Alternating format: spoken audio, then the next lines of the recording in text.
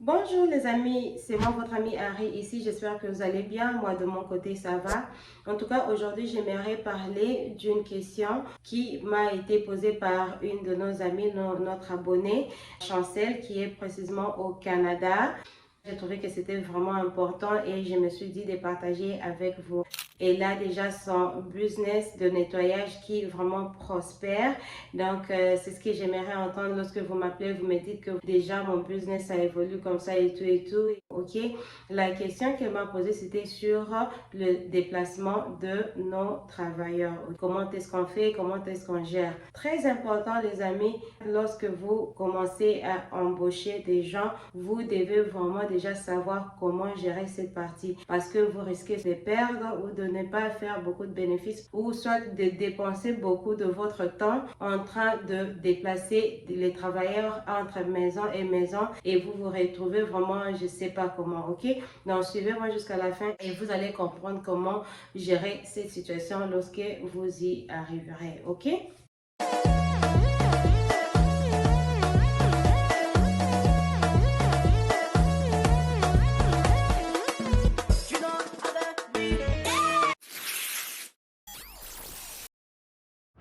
Alors, les amis, le déplacement des travailleurs, très important, surtout dans notre communauté africaine. Vous savez déjà que non, la plupart de ces gens-là qui vous embauchez dans votre entreprise de nettoyage, ce sont des personnes qui soit ils viennent d'arriver ou soit ils ont encore peut-être des travaux qui les permettent encore peut-être d'acheter leur propre voiture ou comment, ok?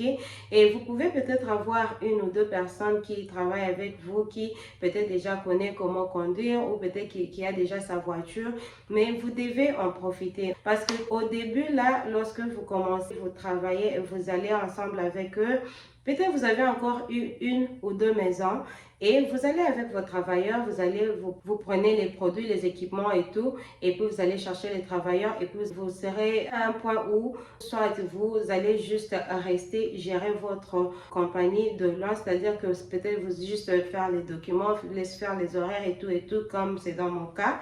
Et là, je ne vais plus avec les travailleurs.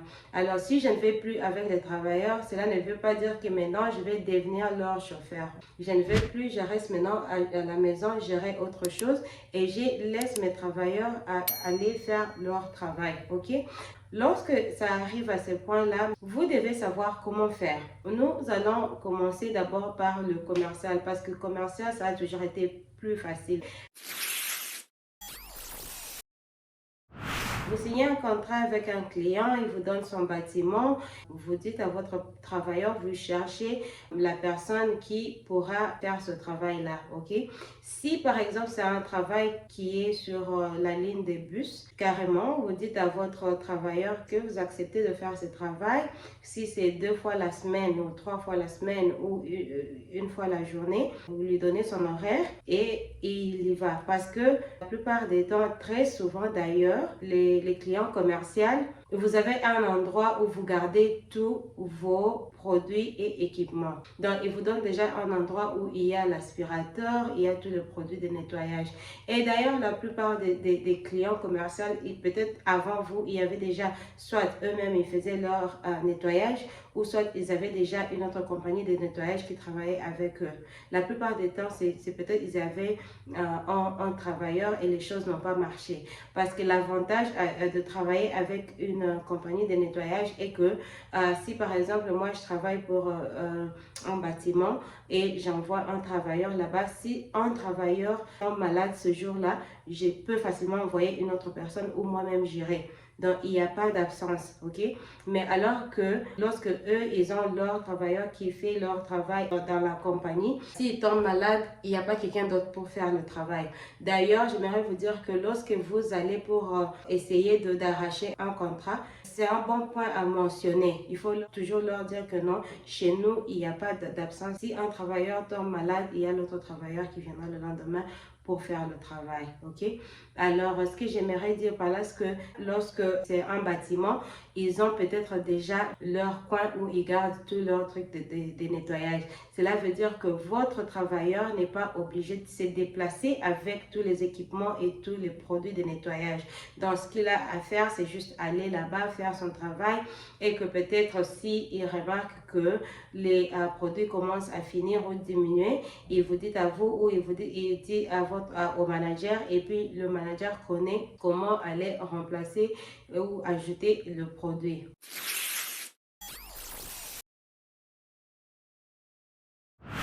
Maintenant, les problèmes, la plupart des temps, ça arrive dans le résidentiel. Parce que dans les résidentiels, nous préparons toujours nos paniers pour aller faire le travail à chaque fois, ok? On sait que pour la journée de demain, par exemple, nous avons 2 maisons que nous allons nettoyer. Alors, nous préparons les équipements et les produits pour cette journée-là. Moi, par exemple, les produits et les équipements, ça reste toujours à la maison parce que j'ai fait l'entretien de tout. Je nettoie les cantines dans lesquelles je transporte les produits. Je nettoie les torchons, je nettoie tout, je nettoie les éponges microfibres et puis je remplace le tout chaque semaine ou bien chaque 2 jours. Ça dépend de comment nous sommes occupés. Lorsqu'il s'agit de cela, cela veut dire qu'il y aura une personne qui va conduire, qui viendra prendre les produits, transporter les produits et les travailleurs.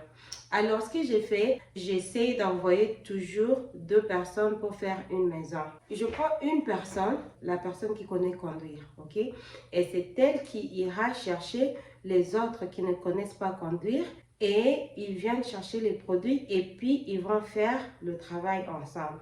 Alors, cette personne-là qui connaît conduire, soit c'est sa voiture qui conduit, soit c'est la voiture des Harry Cleaning qui vont conduire. Vous voyez un peu. Alors, à cette personne-là, j'ajoute 1 heure de paye. C'est-à-dire que si le travail va leur prendre, par exemple, 3 heures du temps ou 4 heures du temps, à cette personne-là, je suis obligée d'ajouter 1 heure de temps qu'il a pris pour conduire. Alors, si ces gens-là, ils vont faire 2 maisons, par exemple, vous voyez que ça devient encore plus facile. Et c'est comme ça que je gère. J'essaie de faire qu'ils aient au moins 2 maisons le même jour. Comme ça, ils auront déjà leurs équipements et leurs produits dans la voiture où ils viennent. La personne qui conduit, il va chercher les autres et puis ils viennent chercher les produits et puis ils vont faire leur travail. Alors, ils vont faire la première maison, ils finissent, disons par exemple, ils finissent à midi, ils vont prendre leurs 30 minutes de repos et puis ils vont aller dans l'autre maison et puis ils font ensemble, ils finissent. Et puis cette personne-là va rentrer pour aller déposer les autres et puis rentrer chez moi pour déposer les produits et leurs équipements pour que j'essaye de faire l'entretien de tout cela à la fin de la journée.